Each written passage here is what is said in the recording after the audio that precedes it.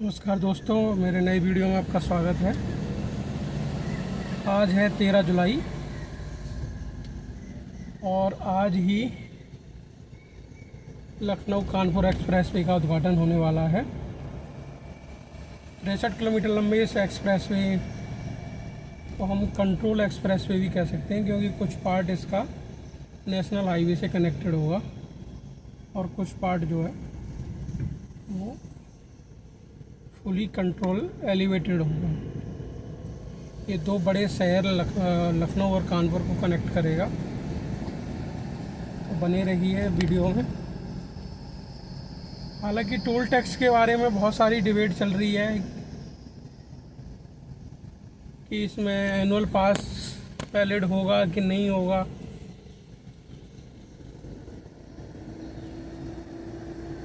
या toll tax कितना होगा। मेरा अभी तक का जो इन्फॉर्मेशन है उसके अकॉर्डिंगली एनुअल पास इसमें वैलिड है। तो जितनी भी प्राइवेट गाड़ियां हैं नॉन कमर्शियल,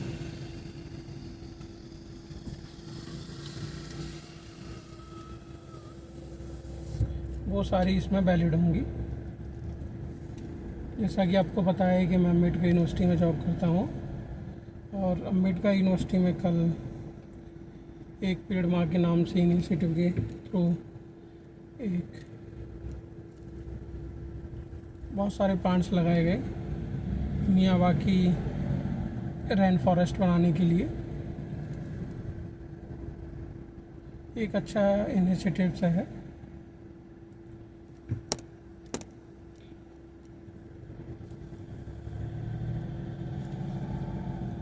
अब बात करें नए इशूज़ की, तो कुछ दिनों में 3 बड़े इशूज़ इमर्ज हुए थे। सबसे पहले इमरजेंस ऑफ कॉकरोच पार्टी।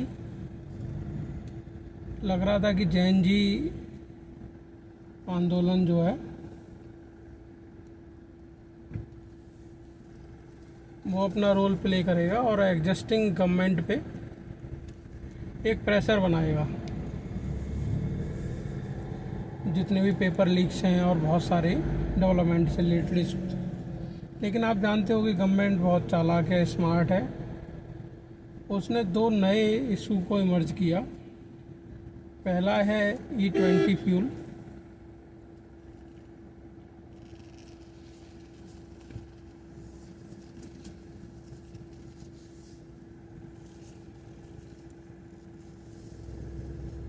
और दूसरा राम मंदिर डोनेशन स्कैम। और मीडिया जो कि आपको कभी कभी लगता है कि वो निष्पक्ष होके इंडिपेंडेंट अपना ओपिनियन दे रही है, लेकिन ऐसा नहीं है। उसने जैन जी आंदोलन को दबाने के लिए, क्योंकि वो आगे चल के इलेक्शन में प्रॉब्लम क्रिएट कर सकते थे, उसको दबाने के लिए पहले हफ्ते में यानी जून के 2nd वीक में राम मंदिर के मुद्दे को ज़्यादा हवा दी कि उसमें डोनेशन स्कैम में ये फंसेंगे वो फंसेंगे। आप जानते हो कि गवर्नमेंट सब मैनेज कर लेती है और सबको पता है कि डोनेशन कैसे स्कैम हुआ, उसका क्या है, सबको पता है। लेकिन इस गवर्नमेंट में एक सीरियस इशू है कि अगर आप इस गवर्नमेंट के अगेंस्ट बोलोगे तो जेल के दर्शन आपको कंफर्म होने हैं। इसलिए लोग बोलने से पहले 10 बार सोचते हैं कि हम बोलें कि नहीं बोलें।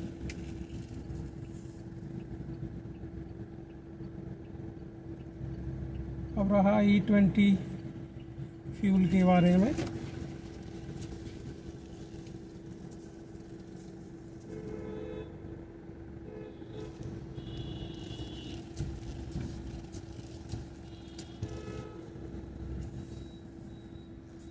तो देखिए, गवर्नमेंट ने हम लोगों को क्या है, गिनी पिग बना दिया है। अपने कुछ दोस्तों को बोल दिया कि आप डिस्टिलरी लगाइए, एथेनॉल बनाइए। पॉलिसी तो हम ही को बनानी है, हम ही को इम्प्लीमेंट करनी है। आपको पता होगा दिल्ली में एक स्क्रैप पॉलिसी आई थी कि पेट्रोल व्हीकल्स हैं वो 15 साल से ज़्यादा नहीं चलेंगे और डीजल व्हीकल्स हैं वो 10 साल से ज़्यादा नहीं चलेंगे। काफ़ी विरोध हुआ, विरोध के बाद वो पॉलिसी को वापस लिया गया, लेकिन फिर गवर्नमेंट ने उसको दूसरे तरीके से इम्प्लीमेंट करने की कोशिश की है। अब जितने भी पेट्रोल व्हीकल्स हैं उनमें उनकी लिमिट से ज़्यादा जब आप एथेनॉल मिला रहे हैं, और ये मतलब एक एविडेंस है कि पेट्रोल से रिलेटेड मोस्टली जो अर्बन क्लास है, स्पेशली अर्बन पुअर्स या कह सकते हो कि अर्बन मिडिल क्लास की एक मेन ऑब्जेक्टिव होता है, उसकी एक ड्रीम होता है कि उसके पास एक घर हो, एक कार हो। और अर्बन एरियाज में लोग फ्लैट्स ईएमआई पे लेते हैं और फिर कार भी ईएमआई पे लेते हैं। किसी ने कार 5 साल के लिए ईएमआई पे ली है, किसी ने 10 साल के लिए ईएमआई पे ली है, किसी ने 8 साल की ईएमआई पे ली है, और ऐसे ही फ्लैट्स। अब उनकी कार जब 1-2 साल में ख़राब होने लगेगी, उसकी इतनी मेंटेनेंस इतना हो जाएगा, और हो भी रहा है बहुत सारे केसेस में, तो अब लोग क्या करेंगे? लोग नई गाड़ी खरीदेंगे जो कि E20 के लिए कंपेटेबल हो और इंश्योरेंस भी उसमें कवर हो, क्योंकि बहुत सारी इंश्योरेंस कंपनी कह रही है कि भाई हम एथेनॉल से अगर कुछ गड़बड़ होती है तो हम उसका खर्चा नहीं देंगे। तो देखिए, सरकार ने बहुत स्मार्टली जैन जी या कॉकरोच पार्टी का जो उदय हुआ था, इमरजेंस हुई थी, उसको दबा दिया। अब सिचुएशन ऐसी है कि जो सोशल मीडिया पे 2 करोड़ फॉलोवर्स गेन कर रहा था, अब वो एक कांस्टेबल से रिक्वेस्ट कर रहा है कि हमें एटलीस्ट एक तिरपाल दे दीजिए, बरसात पड़ रही है। और सारे सोशल मीडिया को, इंटेलेक्चुअल्स को, सभी का खेल ख़त्म कर दिया। एक नई होप जगी थी कि हो सकता है कि कुछ नया हो, लेकिन गवर्नमेंट बहुत चालाक है, वो बहुत आगे की सोच के चलती है कि किस सिचुएशन में हमें कैसे डील करना है। और यही कारण है कि उन्होंने जैन जी आंदोलन को ख़त्म कर दिया पूरी तरह से। अब बचा कि E20। देखिए, एक बहुत ही फेमस कहावत है, रामायण अगर आपने देखी होगी, तो रावण को स्टार्टिंग फ्रॉम उसके भाई, नाना, वाइफ, उसके बेटे, इवन भगवान शिव ने भी लास्ट टाइम समझाने की कोशिश की कि भाई आप श्री राम के हाथ पैर जोड़ लीजिए और या श्री राम से माफ़ी मांग के सीता माता को वापस भेज दीजिए, लेकिन वो नहीं माना। उसका हट ये था कि नहीं, मैं सही हूँ, बाकी गलत है। सेम चीज़ हमको 3 फार्म लॉज में आई थी। उन फार्म लॉ का भी इनडायरेक्टली मतलब यही था कि लार्ज स्केल स्टोरेज करेंगे और फिर वो सरप्लस जो हमारे पास प्रोडक्ट हैं, फूड ग्रेन्स, उनको फिर डिफरेंट वे में हम उसको यूज़ करेंगे। मतलब मल्टीनेशनल कंपनीज को ही बस फ़ायदा होना था।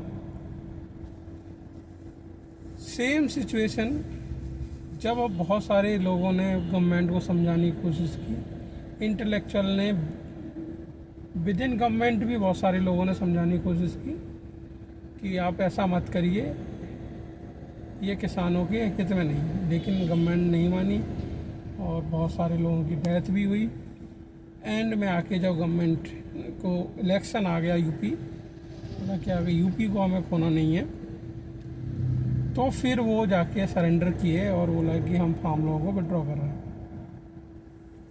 सेम सिचुएशन यहाँ है कि ये जो E20 या एथेनॉल मिक्स्ड, अभी तो खाली पेट्रोल की कह रहे हैं और मुझे लगता है कि 2-4 महीने में ये डीजल पे भी अटैक कर देंगे। तो जो लोग खुश हो रहे हैं कि डीजल की गाड़ियाँ ख़राब नहीं होंगी, डीजल वाले सेफ़ हैं, ऐसा नहीं है। उनको तो बढ़ावा मिलेगा, और इसको अगर रोकेंगे नहीं तो वो डीजल में भी कर देंगे। और सबसे बड़ा इम्पैक्ट वो होगा ट्रक्स। तो सबसे ज़्यादा जो डीजल को कंज्यूम करते हैं वो ट्रक्स करते हैं, और ट्रक्स में ऑलरेडी आपने BS6 में जो DPF डाल दिया है उससे बहुत सारी प्रॉब्लम्स आती हैं, स्पेशली जब वो शॉर्ट टर्म रूट में चलते हैं तो। और ऑब्वियसली बात है, फ्यूल की कॉस्ट भी बढ़ रही है। तो सरकार को हिम्मत मिल रही है कि नहीं, हम तो अब डीजल में भी कर देंगे जब हमने पेट्रोल में भी कर दिया। और फिर कह रहे हैं कि भाई हम E10 नहीं दे सकते, E5 नहीं दे सकते, हमारे पास इंफ्रास्ट्रक्चर नहीं है, हमारे पास ये नहीं है, वो नहीं है। अरे भाई, पहले आप इंफ्रास्ट्रक्चर बनाओ ना।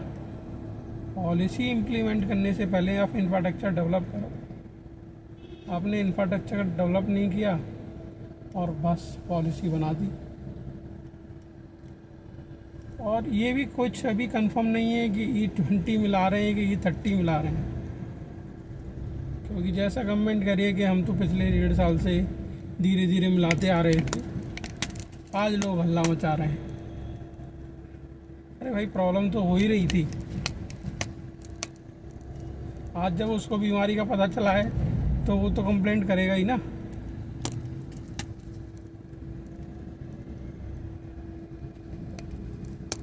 तो ये है, इसमें ना तो जैन जी कुछ कर रहा है, ना ही पॉलिटिशियन कुछ कर रहे हैं, और विपक्ष तो बस ट्विटर और सोशल मीडिया। जब तक आप ग्रास रूट लेवल पे नहीं कुछ करेंगे तो गवर्नमेंट को तो मोटिवेशन मिलता रहेगा। और यहाँ वेलफेयर स्टेट्स का तो खेल ही ख़त्म हो गया है, उनको वेलफेयर स्टेट से कुछ लेना देना नहीं है। अब ये सिचुएशन है, और ये सीधा सीधा अटैक मिडिल क्लास पे।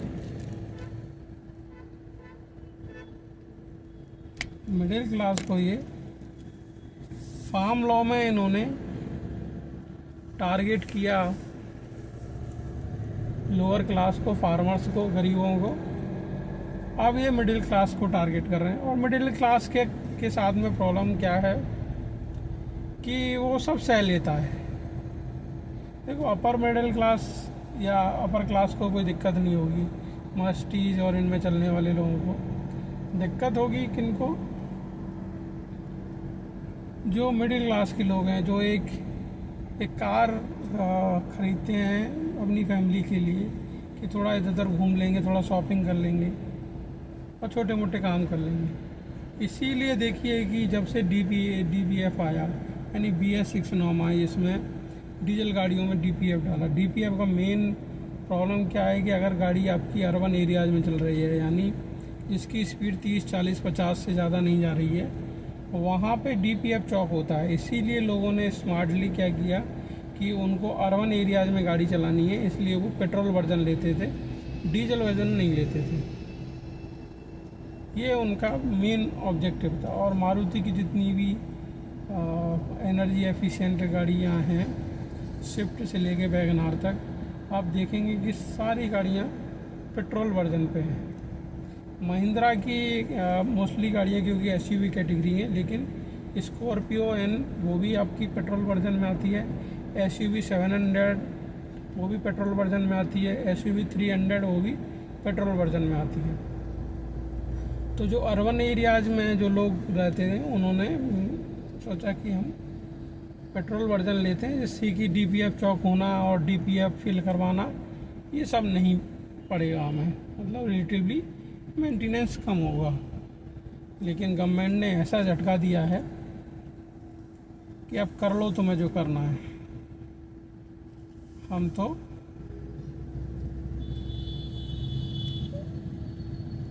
अपनी मनमानी करेंगे। और ये मनमानी ही है कि उन्होंने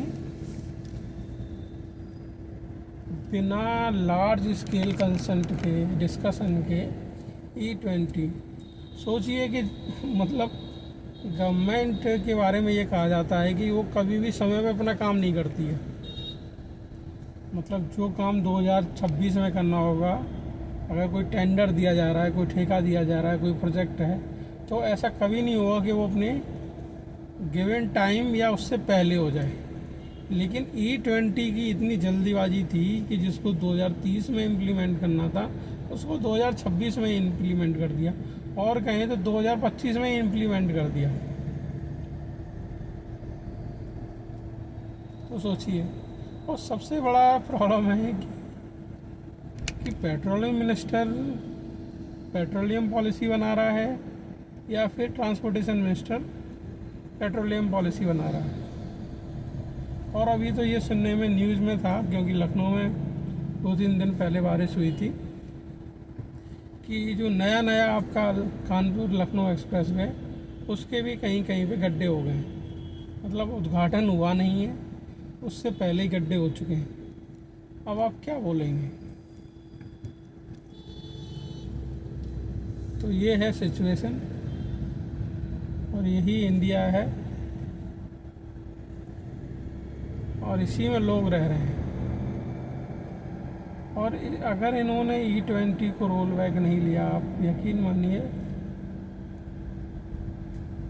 बहुत बड़ा क्राइसिस आने वाला है ऑटोमोबाइल इंडस्ट्री। अब जो कार मैन्युफैक्चरर थे, जो नए मॉडल लॉन्च करने वाले थे, फेसलिफ्ट लॉन्च करने वाले थे, अब वो भी रुक गए।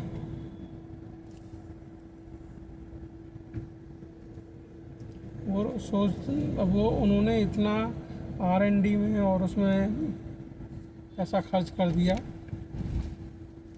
अब उसका वो उनको लॉस हो रहा है। लेकिन क्योंकि वो गवर्नमेंट से डिफ़र अपना कोई बात नहीं कह सकते, इसलिए वो कह रहे हैं कि नहीं, कोई प्रॉब्लम नहीं होगी। अरे नहीं होगी तो सारी मैन्युफैक्चरिंग कंपनी प्लस इंश्योरेंस कंपनियां इस चीज़ की गारंटी ले लें। अब सोचिए कि जो लोग पेट्रोल की गाड़ियों को लेके पहाड़ों में चले जाते थे, लेह लद्दाख में, आज के टाइम पे अगर वो लेके जाएगा तो 10 बार सोचेगा, और मैं तो कहूँगा कि 100 बार सोचेगा कि कहीं ऐसा तो नहीं है कि दारचुला में, उमलिंगला में, चांगला में कहीं पे मेरी गाड़ी बंद हो जाएगी। और एक बार गाड़ी बंद हुई तो टोइंग और मेंटेनेंस का इतना खर्चा आएगा कि उसकी ट्रिप वहीं ख़त्म हो जाएगी। तो ये बहुत सीरियस इशू है। और जो प्रीमियम पेट्रोल है वो हर पेट्रोल पंप पे नहीं मिलती है, स्पेशली अर्बन सिटी में, जैसे लखनऊ में आपको सिटी में तो मतलब मेन पेट्रोल पंप पे मिल जाएगी, लेकिन रूरल एरियाज़ में तो कोई ख़रीदता नहीं है, इसलिए वो पेट्रोल मिलेगी नहीं। और जो उसका रेट है वो भी 60 से 70 रुपये महंगा है पर लीटर।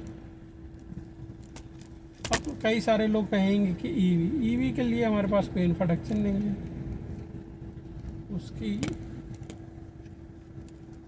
कोई इफेक्टिव चार्जिंग पॉलिसी नहीं है, कहीं चार्जर मिलते हैं, कहीं नहीं मिलते, कहीं चार्जर काम कर रहा है, कभी नहीं कर रहा है।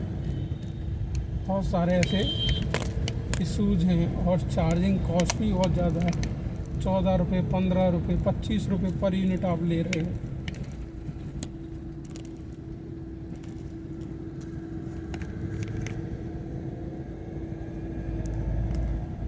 तो अब क्या करेंगे?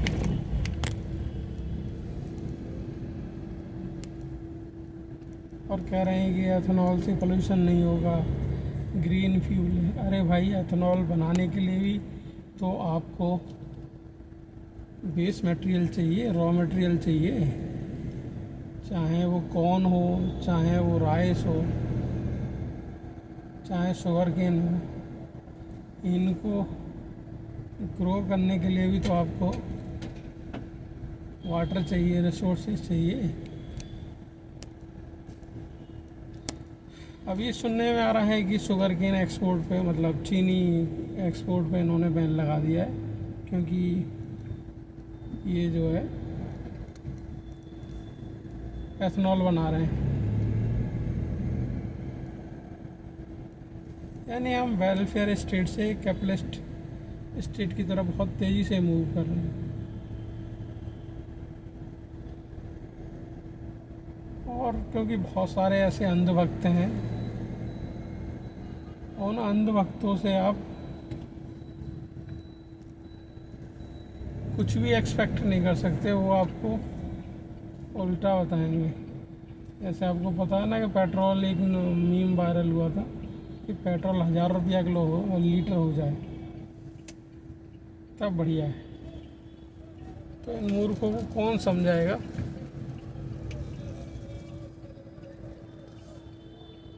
कि 1000 रुपये लीटर हो गई तो कितने लोग बेरोजगार हो जाएंगे। ये जो ऑटो टैक्सी चला रहे हैं, ओला उबर चला रहे हैं, इनका क्या होगा? इनका तो खेल ही खत्म हो जाएगा।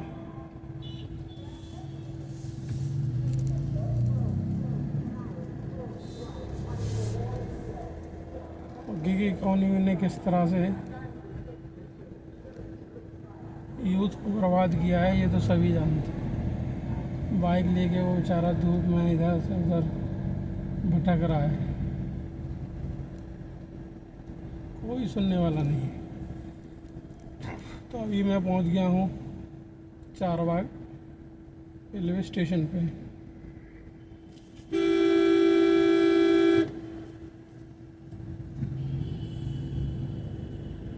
तो अगर वीडियो अच्छा लगा हो तो चैनल को सब्सक्राइब करिए। मिलते हैं नए वीडियो में।